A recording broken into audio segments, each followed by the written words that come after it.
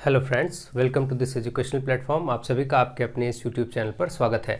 आज के इस वीडियो लेक्चर में हम लोग यूपी टेट के लिए इंग्लिश के कोर्स में सीखेंगे यूपी टेट 2018 में पूछा गया प्रश्न पत्र और उसका विशेष रूप से एक एक्सप्लेनेशन देखेंगे, डिटेल्ड एक्सप्लेनेशन देखेंगे, अच्छे से समझेंगे, एक एक चीज़ को बारीकियों से ध्यान से समझते हुए बढ़ेंगे और अच्छे से आप लोग वीडियोस को देखते रहिए, स्टडी करते रहिए, वीडियोस को लगातार शेयर भी करते रहिए। ठीक है, तो चलिए देखिए, फर्स्ट क्वेश्चन में आपसे बोला गया है which of the following words is plural, यानी कि नीचे दिए गए वर्ड्स में से कौन सा प्लूरल है। प्लूरल और सिंगुलर आप सभी जानते हैं कि सिंगुलर नाउन, प्लूरल नाउन क्या होता है। सिंगुलर का मतलब एक वचन और प्लूरल का मतलब होता है बहुवचन। ये सब चीज़ें आप जानते हैं। तो अब देखिए यहाँ पर जैसे डॉग है, ये तो आप देख रहे हैं साफ साफ कि ये सिंगुलर है क्योंकि केवल डॉग लिखा है। अगर प्लूरल होता तो डॉग्स कहा जाता। यहाँ पर देखिए फॉक्स है, फॉक्स भी क्या है, सिंगुलर है क्योंकि एक सिंगल। फॉक्स का मतलब लोमड़ी होता है, आप जानते हैं। गोट यानी बकरी होता है, ये भी एक सिंगल ही लिखा है, ये भी सिंगुलर है।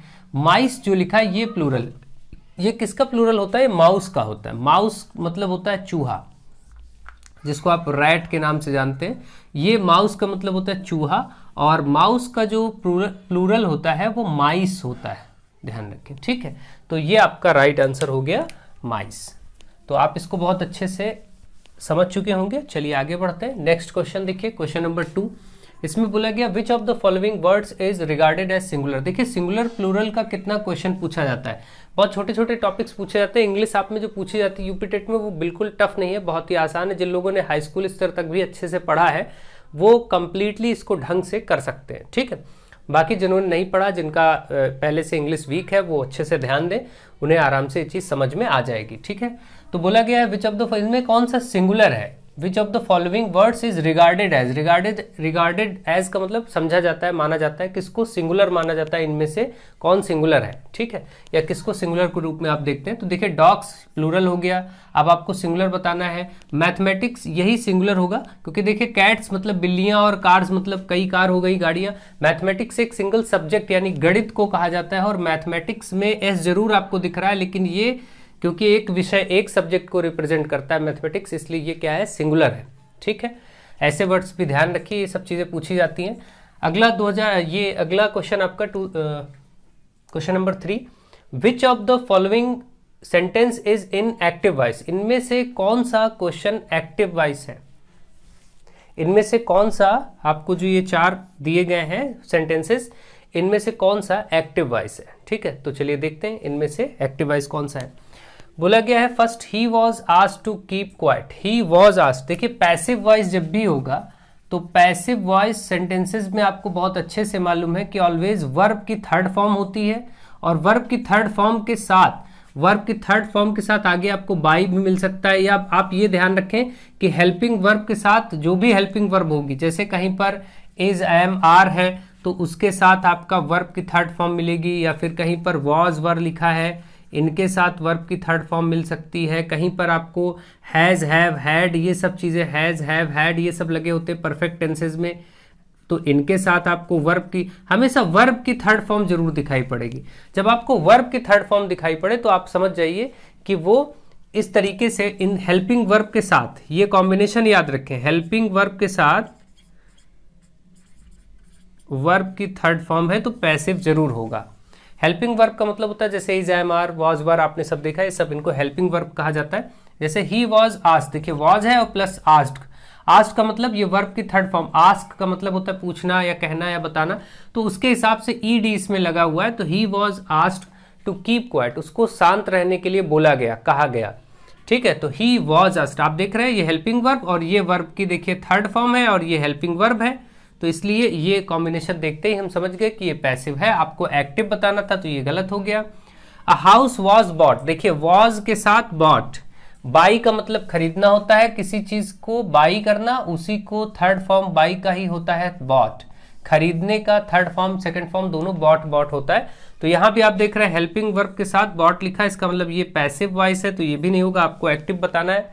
I requested him to come in time, यहां पर स्पष्ट रूप से दिखाई पड़ रहा है ये सिर्फ रिक्वेस्टेड हिम लिखा है, यही आपका एक्टिव वॉइस है और ये पास्ट इंडेफिनिट टेंस है। आप जानते हैं जब वर्ब की सेकंड फॉर्म आता है तो वो पास्ट इंडेफिनिट होता है। जैसे इसमें बोला गया आई रिक्वेस्टेड, तो रिक्वेस्ट अगर होता आई रिक्वेस्ट मतलब मैं रिक्वेस्ट करता हूं, आई रिक्वेस्टेड मतलब मैंने रिक्वेस्ट किया, तो पास्ट की बात होगी। आई रिक्वेस्टेड जैसे ही हो जाएगा ये पास्ट इंडेफिनिट हो जाएगा, वर्ब की सेकेंड फॉर्म इसमें लग गई। ये आप देख रहे हैं ये आपका एक्टिव वॉइस है। आगे देखिए डी पार्ट में he was hit badly, was के साथ हिट, हिट मतलब पीटा गया, मारा गया, जो भी है, तो हिट का थर्ड फॉर्म हिट ही, सेकंड थर्ड सब हिट ही रहता है, हिट हिट हिट ही रहता है, इसमें बदलता नहीं है, इसके फॉर्म सब वही रहते हैं। इसलिए ये देखिए आपका हेल्पिंग वर्ब और ये वाला वर्ब की थर्ड फॉर्म, इससे पता चला ये भी पैसिव है। तो ये 3 सेंटेंस पैसिव है, सी पार्ट आपका राइट आंसर है। इस प्रकार से आप समझ गए होंगे कि कैसे ये क्वेश्चंस आपके डील होंगे और क्या आपको ध्यान रखना चाहिए। आई होप आपको ये चीज़ें समझ में आ गई होंगी। चलिए आगे बढ़ते हैं और प्रश्नों को देखते हैं। अब देखिए क्वेश्चन नंबर 4 में बोला गया है which of the following sentences is in passive voice, कौन सा सेंटेंस इनमें से पैसिव वॉइस में। ये आपके सामने सेंटेंसेस लिखे गए हैं, इनमें कौन सा सेंटेंस पैसिव में। आप देख रहे हैं कि एक्टिव पैसिव से भी 2 से 3 क्वेश्चन आ जा रहे हैं, सिंगुलर प्लूरल से 2 से 3 क्वेश्चन आ जा रहे हैं। कितना मतलब इजी पैटर्न है, आपको बस केवल समझना है। ये चीज़ें आपको पहले से आती भी रहती हैं, बस केवल ढंग से प्रैक्टिस हो जाए तो इंग्लिश बहुत ही ईजी रूप में आपसे पूछी जाती है। आप लोग क्या करें, जिनको टेंसेस ना मालूम हो, जो इंग्लिश करने वाले हैं, इंग्लिश से पढ़ने वाले हैं, वो लोग ध्यान रखें कि टेंसेस प्रिपेयर रखें पूरे तरीके से। टेंस आ जाएंगे तो डायरेक्ट इनडायरेक्ट, एक्टिव पैसिव और सिंपल कंपाउंड कॉम्प्लेक्स एवरीथिंग आपको मैक्सिमम सारी चीज़ें समझ में आ जाएंगी। तो नाउन प्रोनाउन एडजेक्टिव एडवर्ब ये तो जो पार्ट्स ऑफ स्पीच है इनको तो आपको आना ही चाहिए, बेसिक से आते भी रहते हैं बचपन से ही आप लोगों को। फिर भी मैं यहाँ पर पढ़ाऊंगा भी और पढ़ा रहा हूँ, तो उसी हिसाब से आपको बताया जाएगा। आप लोग क्या करिए, डीएलएड 4th सेमेस्टर में मैंने जो इंग्लिश पढ़ाई है उसमें मैंने प्रीपोजिशन पढ़ाया है, टेंसेस पढ़ाए हैं, एक्टिव पैसिव पढ़ाया, वो सारी चीज़ें आप लोग तैयार कर लीजिए, वही सब कुछ आपको देखने को यहाँ भी मिलेगा। तो जो बच्चे पढ़ना चाह रहे हो इंग्लिश वो क्या करें, प्ले लिस्ट में जा करके डीएलएड की 4th सेम की जो प्लेलिस्ट है, डीएलएड 4th सेम इंग्लिश के नाम से प्लेलिस्ट बनी है चैनल पर, उसमें इंग्लिश के 20 या 30 वीडियोस पड़े होंगे, उनको आप लोग तब तक देखिए और फिर बाकी के सारे चीज़ें हम लोग आगे चैप्टर के हिसाब से भी करते जाएंगे और ऐसे प्रैक्टिस के हिसाब से भी डील करेंगे। जैसा उचित होगा वैसे हम लोग करते रहेंगे। अभी के लिए इस क्वेश्चन को देखते हैं, पैसिव वॉइस में इनमें से कौन सा है, ये बताना है कि इन चारों में कौन सा पैसिव है। पैसिव अभी आपने देखा कि पैसिव वॉइस की पहचान यही होगी कि हेल्पिंग वर्ब आपको दिखनी चाहिए और उसके साथ वर्ब की थर्ड फॉर्म दिखनी चाहिए। तो आप देख रहे हैं यहाँ पर देखिए, ये तो बोला गया प्लीज माइंड योर बिजनेस, ये सिंपल सा सेंटेंस है। जैसे कहते नहीं कि आप कृपया अपने काम से काम रखें, अपने मतलब से मतलब रखें, तो ऐसे सेंटेंस बोलते हैं अक्सर बोलचाल की भाषा में, प्लीज माइंड योर बिजनेस मतलब आप अपने काम से काम रखें। तो ये चीज़ हो गई, ये तो एक्टिव वॉइस है, पैसिव है नहीं। आई केप्ट क्वाइट मतलब ये पास्ट इंडेफिनिट, अभी मैंने बताया था वर्ब की सेकंड फॉर्म लगी हुई है, कीप की सेकंड फॉर्म केप्ट, बस सिंपल तरीके से। तो ये पास्ट इंडेफिनिट का सेंटेंस हो गया, इसको छोड़ दीजिए। इसके बाद आता है, अब देखिए जब आपको टेंसेज आते होंगे आप पहचान जाएंगे, ये जस्ट देखते हैं कि ये पास्ट इंडेफिनिट है या पास्ट परफेक्ट है, प्रेजेंट कॉन्टिन्यूअस है, कौन सा टेंस है, तुरंत आप उसको पहचान कर पाएंगे। तो टेंसेस तो जरूर सीख लीजिए, टेंसेस मैंने कंप्लीट पढ़ाया, बहुत शानदार तरीके से पढ़ाया है, प्रीपोजिशन बहुत अच्छा पढ़ाया है, एक्टिव पैसिव भी पढ़ा दिया गया है, वो सब डीएलएड 4th सेमेस्टर की आप प्लेलिस्ट में जाके देखिए। C part, he was assisted, देखिए यहाँ पर वॉज वर्ब के साथ असिस्टेड। जब भी आपको मालूम है हेल्पिंग वर्ब क्या होती है, आप इज एम आर के साथ कभी आपको वर्ब की थर्ड फॉर्म दिख जाए तो ये पैसिव होगा, वॉज या वर लगा हो और उसके साथ अगर वर्ब की थर्ड फॉर्म दिख जाए ये भी पैसिव होगा। ये वर्ब की आपको फॉर्म्स याद होती है बचपन से ही, वर्ब की फॉर्म जैसे फर्स्ट फॉर्म, वर्ब की सेकंड फॉर्म और वर्ब की थर्ड फॉर्म, ये सब आप लोग पढ़ते हैं। जैसे ये गो है, फिर उसका सेकंड फॉर्म वेंट होता है, थर्ड फॉर्म गॉन होता है, इस तरीके से आप सभी लोग इसको पढ़ते हैं कि जैसे कम है, कम का केम और फिर कम होता है, इस तरीके से सारी चीज़ें इस फॉर्म्स आप हमेशा से पढ़ते रहते हैं।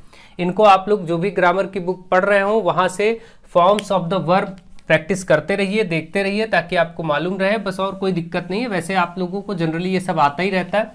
तो ये आपका पैसिव वॉइस हो गया। इसी प्रकार से आप यहाँ पर देख रहे हैं कि सी पार्ट पैसिव होगा क्योंकि वॉज वर्ब के साथ आपका असिस्टेड वर्ब की थर्ड फॉर्म लिखी है। Question number 5, that is the man the police was seeking, ये वही आदमी है जिसको पुलिस ढूंढ रही थी। सीकिंग मतलब खोज रही थी, ढूंढ रही थी, ठीक है। तो इसमें क्या है, आप देख रहे हैं द का इस्तेमाल हुआ। इसने पूछा इन द अबव सेंटेंस, इस सेंटेंस में, सेंटेंस आपका ये है, देखिए इस सेंटेंस में वो कह रहा है कि दिए गए सेंटेंस में, in the above sentence, above मतलब ऊपर दिए गए सेंटेंस में, what is the status of the two दस, जो दो द आए हैं, देखिए द मैन यहाँ और द पुलिस यहाँ, दो बार द आया है, इन दोनों द का ये इस तरीके से लिख दिया गया द और एस लगा के कि इन दोनों द का क्या मतलब है, ठीक है।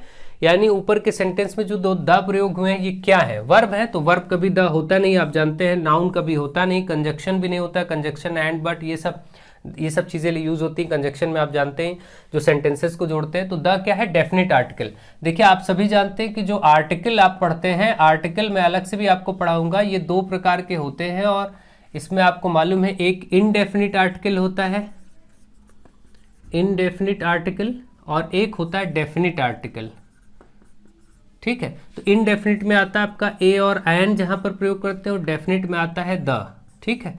तो ये आपका हो गया। द विशेष रूप से जो परिचित वस्तुएं हैं या बड़ी वस्तुएं जो भी हो, जैसे पर्वत हुआ, नदियां हुई, ये सब चीज़ों के पहले द लग जाता है, बहुत सारे नियम हैं इनके, तो वो अलग चीज़ें कहाँ क्या लगता है। अभी आप ये जान चुके हैं कि आर्टिकल आपके पास दो प्रकार के होते हैं, इनडेफिनिट आर्टिकल और डेफिनिट आर्टिकल।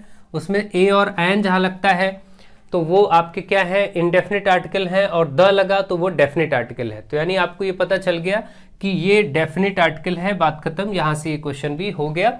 बाकी डिटेल में इसको मैं आपको पढ़ाऊंगा। ए एन और द का भी प्रयोग आपको अच्छे से आना चाहिए। बहुत से बच्चों को यहाँ भी कंफ्यूजन होता है और अक्सर क्वेश्चंस पूछे भी जाते हैं, तो अगर पूछा गया बीच में तो मैं समझा भी दूंगा, नहीं तो अलग से भी देखा जाएगा। तो चलिए आगे बढ़ते हैं और प्रश्नों को देखते हैं। अब देखिए क्वेश्चन नंबर 6 में आपसे पूछा गया है, these students are most disobedient, ठीक है। यहाँ पर बोला गया, इसका अर्थ है कि ये जो विद्यार्थी हैं, दीज स्टूडेंट, दीज मतलब ये विद्यार्थी, आर मोस्ट मतलब सबसे अधिक, डिसओबीडियंट है मतलब जो आज्ञा ना मानने वाले व्यक्ति हैं, यानी ये स्टूडेंट्स सबसे अधिक आज्ञा ना मानने वाले व्यक्ति हैं, डिसओबीडियंट है ना। तो ये हो गया। ओबीडियंट का मतलब आज्ञाकारी, और जो आज्ञाकारी ना हो, आज्ञा को ना मानते हो, बात को ना समझते हो, वो डिसओबीडियंट कहे जाएंगे। तो यहाँ पर बोला गया है कि ऐसे स्टूडेंट्स में, यहाँ बोला गया इस सेंटेंस का तो मतलब आप समझ ही गए, इसका मतलब आप समझ गए, और इसमें बताना ये है कि इन द अबव सेंटेंस, यानी इस सेंटेंस में पॉइंट आउट, आपको पॉइंट आउट करना है, मतलब दर्शाना है किसको, gender of the word student. Gender of the word, आपको जेंडर बताना है, कौन सा जेंडर है। जेंडर मतलब हिंदी में जिसको लिंग बोलते हैं, कि वो स्त्रीलिंग है, पुरुष लिंग है, क्या है। तो आपको ये जेंडर बताना है किसका, स्टूडेंट का, इस वर्ड का यहाँ पर बोला गया। तो इस वर्ड का जेंडर क्या होगा, स्टूडेंट। देखिए स्टूडेंट क्या होगा, अपने आप में स्टूडेंट बोलने पर आपको ऐसे ही पता चल रहा है कि स्टूडेंट आपका बॉय भी हो सकता है, लड़का भी हो सकता है, और गर्ल भी हो सकती है, लड़कियां भी हो सकती हैं। तो एक तरह से देखिए तो ये कॉमन बात हो गई, कॉमन जेंडर में आएगा। क्योंकि देखिए फेमिनिन का मतलब क्या होता है, स्त्रीलिंग। तो ऐसा तो है नहीं केवल स्त्रियां ही या लड़कियां ही स्टूडेंट हो सकती हैं, तो ये नहीं हो। जब स्टूडेंट, टीचर, इस तरीके के वर्ड आते हैं, जैसे टीचर हो गया, डॉक्टर हो गया, है ना, ये सब जो वर्ड आते हैं इसमें यही होता है कि ये सब वर्ड आपके आते हैं किसमें, कॉमन में आते हैं। क्योंकि इनमें सब में ये नहीं पता है, कोई लीडर है तो लीडर लेडीज भी हो सकता है, जेंट्स भी हो सकता है। तो लीडर, टीचर, इस तरीके के वर्ड, डॉक्टर, इंजीनियर, ये सब वर्ड किसको रिप्रेजेंट करते हैं, हमेशा कॉमन जेंडर को रिप्रेजेंट करते हैं, जिसमें आप ये समझ सके कि उसमें कोई गर्ल या बॉय में कोई भी हो सकता है, तो वो कॉमन होगा। फेमिनिन का मतलब क्या होता है, स्त्रीलिंग, तो ये हो नहीं सकता। मैस्कुलिन जेंडर का मतलब होता है पुरुष लिंग, यानी पुरुष तो केवल स्टूडेंट होते नहीं, इसलिए कॉमन जेंडर हो जाएगा ये, ठीक है। तो आई होप आपको ये बात समझ में आ गई होगी। क्वेश्चन नंबर 7 ट्राई करिए। क्वेश्चन नंबर 7 में देखिए क्या बोला गया है। क्वेश्चन नंबर 7 में कहा गया है, in the sentence he was going along the road. इस सेंटेंस में, सेंटेंस क्या है, he was going along the road, ये आपका सेंटेंस है, ठीक।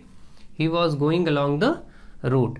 तो ये सेंटेंस का मतलब है, इसमें पॉइंट आउट करना है टेंस। इसमें देखिए टेंस बताना, आप देख रहे हैं कि टेंस, जेंडर, सिंगुलर, प्लूरल, इस तरीके की चीजें पूछी जाती है। और कितना पूछा जाता है, बहुत सिंपल होता है, टफ ऐसा कुछ नहीं होता। आपको बस केवल नॉलेज होना चाहिए। जो बच्चे पहले से घबरा जाते हैं, पढ़ते नहीं ढंग से, सीखते नहीं, उन्हीं को प्रॉब्लम होती, नहीं तो बहुत आसानी से सीखा जा सकता है, ठीक है।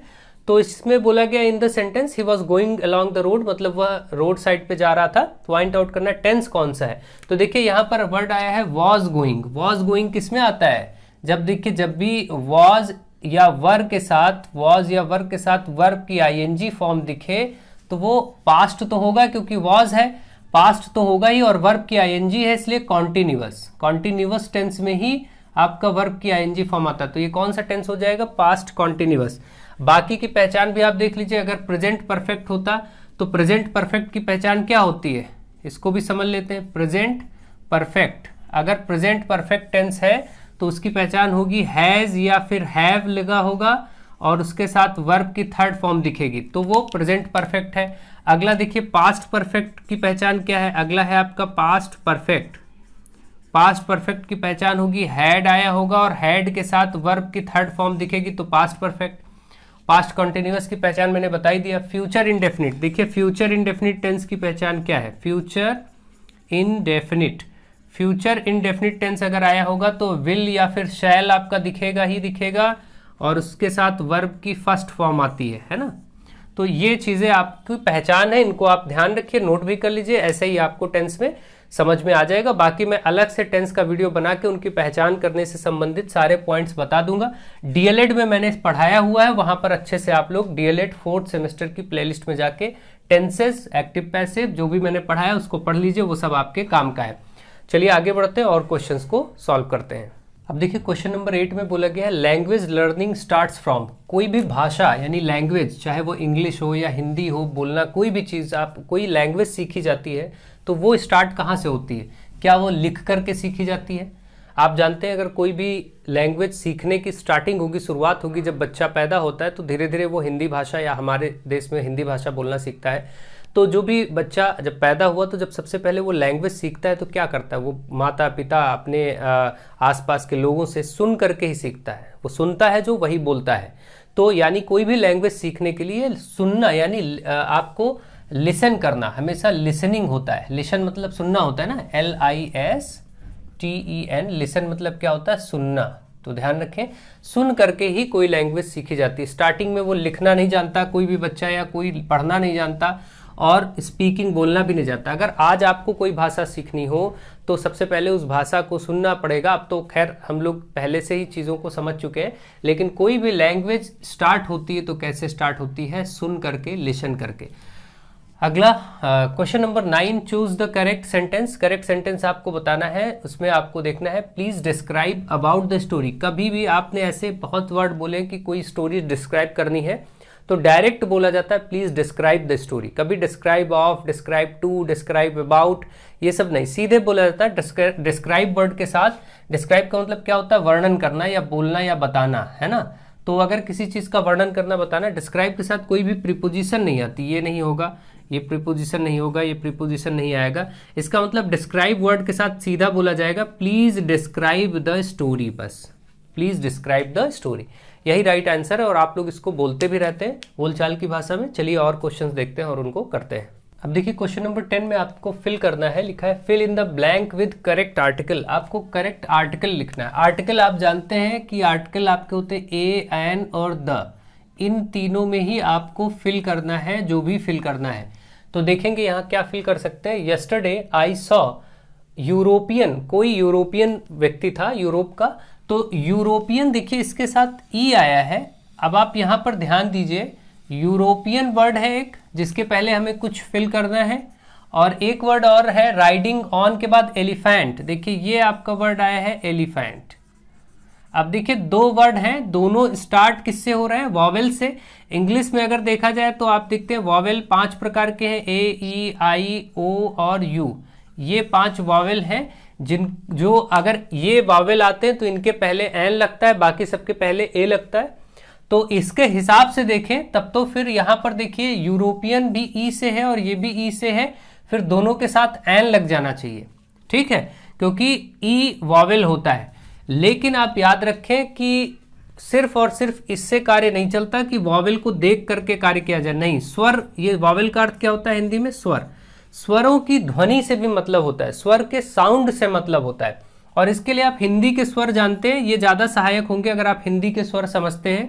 अ, ई, उ, ए, ओ, और आपका री। देखिए 1 2 3 4 5 6 7 8 9 10 11, ये 11 स्वर आपके हैं जो कि हिंदी के स्वर है।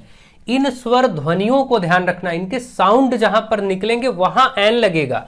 इनकी ध्वनि यानी साउंड जिसको कहते हैं, ये अगर ध्वनि दे रहे हैं, इनका साउंड आ रहा है तो फिर एन लगेगा, अदरवाइज ए लगेगा। ध्यान रखिए। अब देखते हैं कैसे। जैसे यूरोपियन वर्ड, इसको लिखिए जरा, तो आप ऐसे लिखेंगे, यूरोप आप ऐसे लिखते हैं यूरोप, तो आप ऐसे लिखेंगे यूरोपियन। और ये एलिफेंट आप कैसे लिखेंगे, ऐसे लिखेंगे एलिफेंट। अगर लिख ही दें इसको तो आप देखिए इसकी स्वर ध्वनि शुरू हो रही ए से, है ना, एलिफेंट, ए निकल रहा, जब हम बोल रहे हैं तो निकल रहा है एलिफेंट, ए, तो इसकी स्वर ध्वनि ए आ रही है, ठीक है। तो यहां पर तो एन लगेगा, लेकिन इसकी स्वर ध्वनि में या आ रहा है, और या क्या होता है, या व्यंजन होता है, स्वर नहीं होता, कॉन्सोनेंट होता है, ठीक है। आप जानते हैं कि हिंदी में ये स्वर आपके सामने लिखे गए, तो इसकी ध्वनि या आ रही है। जैसे आपको कभी लिखा हो यूनिवर्सिटी, यूनिवर्सिटी में भी आप क्या लगाएंगे, यूनिवर्सिटी में भी अ लगाएंगे, जबकि स्पेलिंग किससे होगी, अब इसको मैं अभी बता दे रहा हूं आपको, देखिए थोड़ा सा डिस्कस ही कर देता हूं। पहले तो आप ये समझ गए कि यहाँ पर अ यूरोपियन होगा, क्योंकि इसमें स्वर ध्वनि नहीं है, इनमें से कोई ध्वनि नहीं प्रारंभ हो रही, या से प्रारंभ हो रहा। और ये एलिफेंट देखिए ए से प्रारंभ हो रहा है, इसलिए ये एन लगेगा, तो ए और एन भरा जाएगा। इसका ऑप्शन देख लीजिए, बी पार्ट में दिया गया ए और एन। ये तो हो गया। अब इसके साथ देखिए कुछ कॉम्बिनेशन और यहाँ पर सीख लीजिए जो कि आपके काम आएंगे ए और एन वाले। जैसा कि मैं आपको एक वर्ड लिखता हूं यूनिवर्सिटी, यूनिवर्सिटी, और एक वर्ड लिख देता हूं अम्ब्रेला। बिल्कुल देखिए दोनों ही यू से स्टार्ट हो रहे हैं, लेकिन यहां पर आप क्या फिल करेंगे, तो यूनिवर्सिटी का साउंड आप देखिए या से आ रहा है ना, तो आपका ये यूनिवर्सिटी होगा ऐसे, ये यूनिवर्सिटी ऐसे लिखिए, यूनिवर्सिटी होगा, या से प्रारंभ हो रहा है तो ये अ लगेगा। और यही पर अम्ब्रेला आप ऐसे लिखेंगे, अम्ब्रेला, तो ये आ से प्रारंभ हो रहा है, ये स्वर ध्वनि में है, आ रहा है, इसका मतलब ये एन अम्ब्रेला कहा जाता है। ध्यान रखिए इन चीजों को, इसीलिए अक्सर गलतियां भी बहुत बच्चे कर जाते हैं, ए और एन सही से नहीं फिल कर पाते। अब आप ध्यान रखिएगा कहां पर ए होगा और कहां पर एन होगा, इसके लिए स्वर ध्वनि का आपको आना बहुत आवश्यक है। उन्हीं के आधार पर ए और एन का चयन किया जाएगा। जैसे कोई एमपी या एमएलए है, अब आपसे कहा जाए इसके पहले क्या होगा, तो आप देखिए लिखा तो एम से है, और एम तो इनमें वावेल में कहीं दूर दूर तक नहीं, लेकिन इसको जब आप हिंदी में लिखेंगे, ध्वनि आप देखेंगे तो एम एल ए ऐसे बोलेंगे, तो आप देखिए ए से आ रहा है, इसका जो साउंड आ रहा है, ध्वनि आ रही, वो स्वर की आ रही, कौन सी, ये। तो इस प्रकार से आप देख रहे हैं यहाँ पर एन एमएलए, एन एमपी, है ना, तो किसी ने एक एमए स्टूडेंट है तो एमए एन एमए स्टूडेंट हो जाएगा। तो इस प्रकार से आप ध्यान रखिए, ये वर्ड्स भी स्वर ध्वनि पर ए और एन लगाना होता है, ठीक है। आई होप अब आप समझ गए होंगे कि स्वर ध्वनि का प्रयोग क्या है और कैसे ए और एन कहाँ लगता है, कहाँ नहीं लगता। ए और एन का कंफ्यूजन अब आपका दूर हो गया होगा।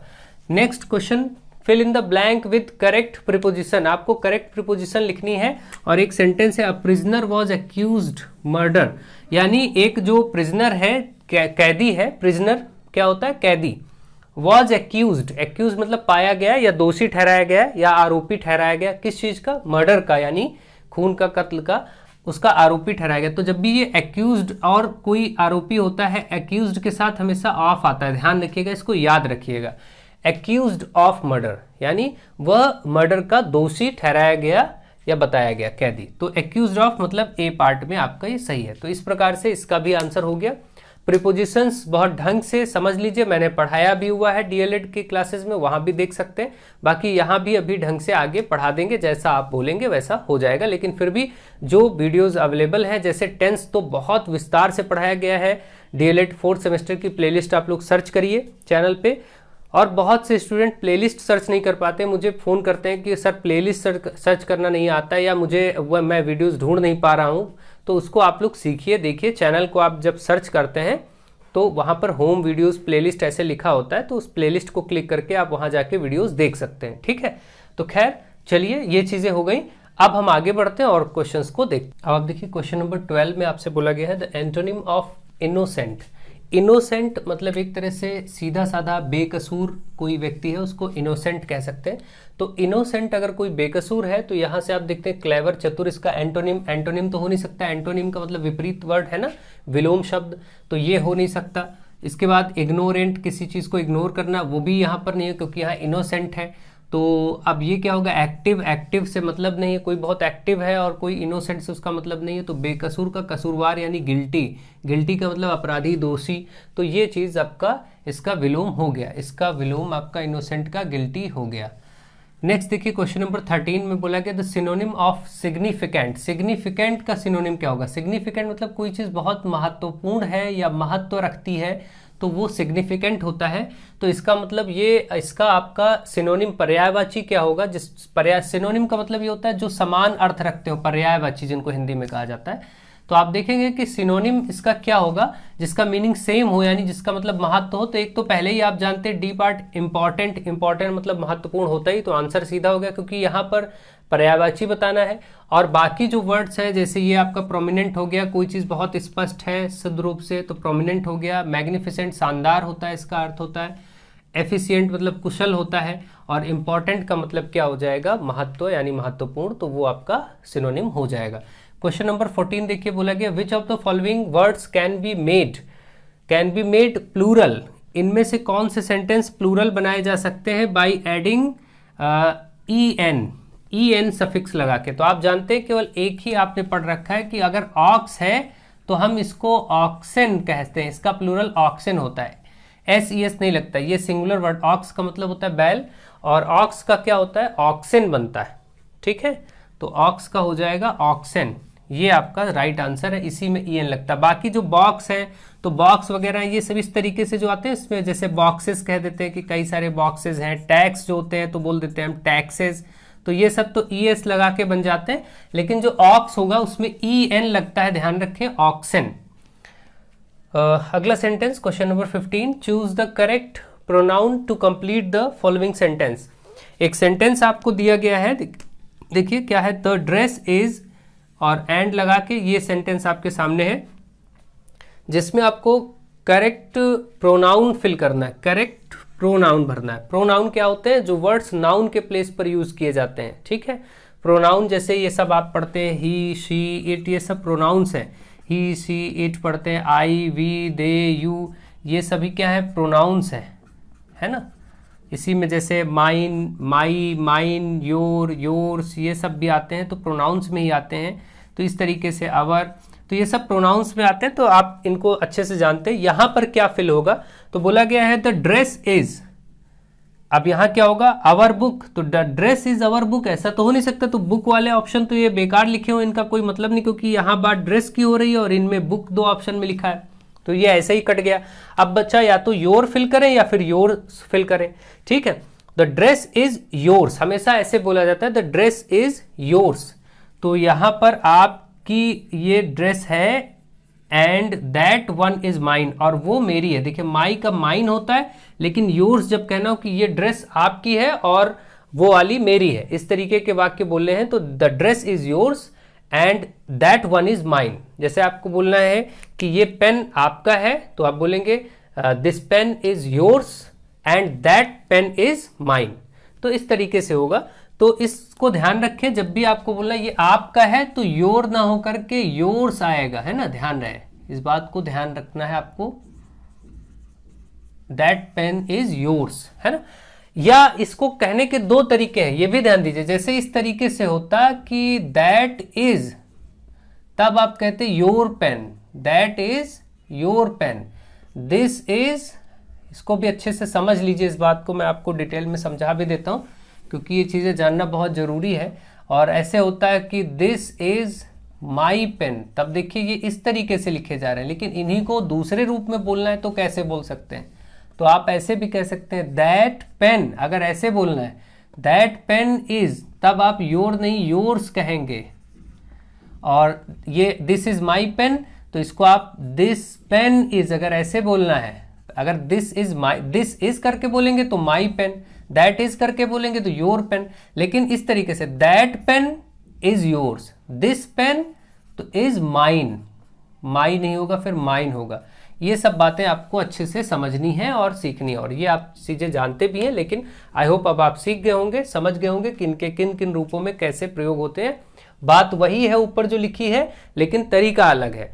कब योर्स हो जाएगा, माइन हो जाएगा, और कब माई और योर इस तरीके से होगा, इसका आपको अंतर समझ में आ गया होगा। आई होप आप इन सभी प्रश्नों को समझ गए होंगे। ये 15 क्वेश्चंस मैं एक पार्ट में डिस्कस कर दे रहा हूं 2018 का, और बाकी के 15 क्वेश्चंस मैं दूसरे पार्ट में आपको डिस्कस करवा दूंगा और अच्छे से डिटेल में एक्सप्लेनेशन आपको करवा दिया जाएगा। आई होप आप इन सारे क्वेश्चंस को बहुत अच्छे से समझ रहे होंगे, सीख रहे होंगे। सो आप पढ़ते रहिए, आगे बढ़ते रहिए, वीडियोज़ को शेयर करते रहिए। So thank you to all of you.